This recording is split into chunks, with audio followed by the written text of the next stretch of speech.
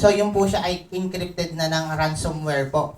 So yun po ay lahat ng files, mapa Excel, mapa Word, mga mapa PTT, ano po yun, encrypted na po yun. Pag kinlik nyo siya, lalo na siyang kakalat. So, may encrypt na po yung inyong data. So, sabi nga po dun sa ransomware, magbabayad muna kayo bago nyo pa makuha ulit yung data na kailangan nyo.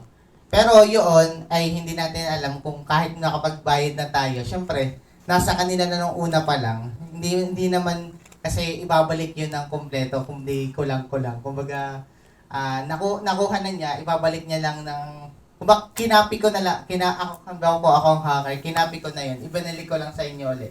Ibig sabihin, may copy pa din ako. So, ganyan po yung sa ransomware.